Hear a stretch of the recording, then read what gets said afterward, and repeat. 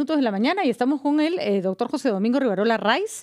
Él es docente de Derecho de la Pontificia Universidad Católica del Perú, experto en resolución de conflictos y yo debo decirlo además, hijo de dos grandes profesores que fueron profesores míos en la Universidad Católica, de José Luis Rivarola, que en paz descanse, y de Susana Raiz, que gracias a Dios sigue con nosotros más activa que nunca. Así que tremendos padres que tiene usted, José Domingo. Gracias, Patricia. Fernando. Bienvenido.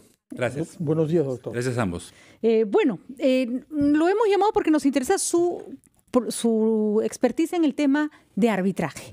Porque lo que puede ocurrir luego de este cuestionamiento a los árbitros que habrían incurrido en actos de corrupción, es que el sistema en sí mismo sea cuestionado a tal punto de que nunca faltará alguien que promueva que ya no se hagan más arbitrajes. Entonces queremos saber qué garantías ofrece a pesar de estas evidencias y qué cosas se tendría que hacer para que no vuelvan a ocurrir. ¿Es un buen espacio para resolver conflictos el arbitraje? Bueno, en realidad, corrupción hay en todos lados. De acuerdo. Corrupción hay en el sistema judicial, corrupción hay en el Parlamento, en la política, en todos los ámbitos del quehacer nacional. Entonces, satanizar el arbitraje porque hay corrupción, creo que no es una buena solución. Creo que lo que hay que hacer es fortalecer el arbitraje, fortalecer el sistema judicial con los aspectos de lo que hoy se llama compliance en inglés, o la debida diligencia o el cumplimiento en todos los ámbitos. Y creo que eso lo estamos viendo en los estudios de abogados grandes, internacionales. Cada vez más se refuerzan las medidas de cumplimiento. Tanto cuando uno acepta clientes, se toman medidas de debida diligencia, y también los árbitros, cuando toman casos, pueden tomar medidas de diligencia reforzadas para ver qué casos toman y qué casos no toman. Ahora, hay un mínimo porcentaje de los casos de arbitraje que tienen que ver con el Estado. La mayoría son entre privados. ¿Por qué el Estado recurre al arbitraje y no al Poder Judicial, que es estatal? A ver, es una excelente pregunta. En realidad, el arbitraje es un mecanismo de solución de controversias más rápido que el Poder Judicial. Y por otro lado, tiene la ventaja de que uno puede elegir, tanto el Estado como el privado, puede elegir árbitros que son especialistas en la cuestión que se está discutiendo. Entonces, por ejemplo, la ley de contrataciones del Estado establece que los casos arbitrales de obra van obligatoriamente al arbitraje. ¿Por qué? Porque ustedes seguro han visto cómo en los Panamericanos se construyó muy rápidamente la infraestructura, pero porque las controversias se resolvían también muy rápido. Porque si no, no hubiéramos tenido probablemente los estadios listos a tiempo. Sí, claro. Entonces, esa es la ventaja del arbitraje, que tienes árbitros especializados en la materia, formados para resolver esos casos, y además se hace muy rápido. Lo que ha dicho es clave usted, especializados en la materia, porque el arbitraje, siendo una figura jurídica dentro de un ordenamiento jurídico, un tema de abogados, vaya, es una especialización que, según se nos advierte, no está siendo comprendida por quienes acusan a los árbitros de haber formado parte de un negocio mafioso. Algunos evidentemente lo fueron. Todos están en ese esquema desde el punto de vista de revisar, por ejemplo, lo que ha decidido el juez en la prisión preventiva para todos. Claro, yo creo, miren, una cosa importante, yo no vengo a defender personas acá. No, la figura. ¿No es cierto? Pero como profesor universitario sí me he tomado el trabajo de ver las audiencias, de ver el caso, y creo que hay que tratar de separar la paja del trigo. Me parece que la figura del arbitraje no ha sido bien comprendido, me parece, en estos casos, y especialmente la figura de la colaboración eficaz y la prisión preventiva. ¿Por qué? Porque en el arbitraje los honorarios, cada parte paga los honorarios. Es decir, y acá se ha hablado de coimas indirectas, pero en el arbitraje cada parte, el Estado y el privado, paga los honorarios del tribunal mitad. Entonces, eso por un lado. Por otro lado, evidentemente en algunos casos puede haber habido corrupción, por supuesto, pero lo que es importante considerar acá es los estándares de la prueba, es la probabilidad. Acá se ha acusado a algunos árbitros solamente en base al dicho de un colaborador eficaz, de un aspirante a colaborador eficaz.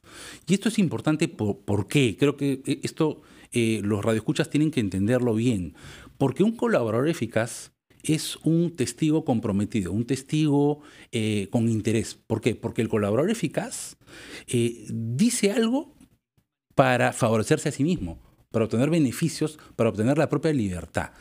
Y entonces un colaborador eficaz es como de alguna manera tiene un conflicto de interés, si me explico. ¿Por qué? Porque dice algo para beneficiarse a sí mismo. Entonces, para que un colaborador eficaz... No puede mentir, ojo. Claro, no puede mentir. Y por eso mismo, un colaborador eficaz tiene que aportar otro tipo de prueba, documento, evidencia que corrobore su dicho. Y, por lo tanto, para que un colaborador eficaz pueda generar una prisión preventiva de otros, el fiscal tiene que aportar prueba que corrobore. Ahora, y esto que se entienda bien, con esto no estoy diciendo, no voy a hablar, claro, ni voy a hablar de casos concretos tampoco. Lo que digo es que hay que tener mucho cuidado. Ahora se están viendo las audiencias de las apelaciones. Sí. Efectivamente. Lo que pasa es que el manto de la sospecha que cubre todo nuestro país tiene un origen fundado en en la confirmación de esos esquemas corruptos que operaron en nuestro país por décadas. Por supuesto. ¿Y cómo evalúa usted, doctor Rivarola, el hecho de que la mitad de las personas que han sido sometidas a la prisión preventiva se hayan dado a la fuga? Es como proporción la más grande que hemos visto de ninguna categoría profesional. Y eso pasa con abogados árbitros. ¿Cómo quiere usted que la opinión pública no se forme una mala opinión de ellos cuando la mitad están prófugos? Mire, por supuesto, es una excelente pregunta y me permite explicar cuáles son los presupuestos de la prisión preventiva, ¿no es cierto? La prisión preventiva presupone básicamente tres cosas. Y esto creo que, claro, ya otros especialistas lo han explicado bastante bien. Pero la prisión preventiva supone, primero, que hay una grave sospecha de que el delito se ha cometido, ¿no es cierto? Segundo, que se va a obstaculizar la actividad probatoria, ¿no es cierto? Es decir, como en el caso de Keiko me parece que se usó ese argumento, ¿no? Que va a influenciar testigos, que va a corromper a otros o que va a destruir pruebas, por ejemplo. Y el tercer elemento, pues, efectivamente es el peligro de fuga, que es el que usted menciona. Pero se tienen que dar los tres a la vez. Efectivamente, sí, claro, se tienen que dar todos. Y ahí, efectivamente, son los jueces que deciden. Yo tengo el mayor respeto por el Poder Judicial. Y como dije al inicio, la corrupción está en todos lados, pero no tenemos que presumir corrupción donde no la hay. ¿No? Pero lo que llama la atención es que justamente Keiko Fujimori, que usted menciona, fue a la cárcel, aceptó lo que la justicia de su país decidió, aunque lo considerara injusto. Y lo mismo hizo Ollanta Humala y muchas otras personas de las cuales la opinión pública tiene una mala opinión. Y sin embargo, los abogados árbitros no lo han hecho. Sí, por supuesto, como dije al principio... La lista de ellos, ¿no? Por supuesto, yo no estoy acá para defender personas y sí le digo, desde el punto de vista teórico, hay árbitros que sí se han presentado, están ahí, otros no, y es el Poder Judicial el que tiene que decidir esa situación, ¿no? Muy bien, en eso están precisamente, en esa investigación. Hay que separar también la paja del trigo, hay que hacer una investigación más a fondo, pero lo cierto es que también hay que afinar los mecanismos para proteger que los arbitrajes se hagan de manera apropiada. Al 9:45, vamos nosotros rápidamente a una pausa. Estuvimos con José Domingo Rivarola Raiz, docente de Derecho de la Pontificia Universidad Católica del Perú y experto en resolución de conflictos. Ya volvemos.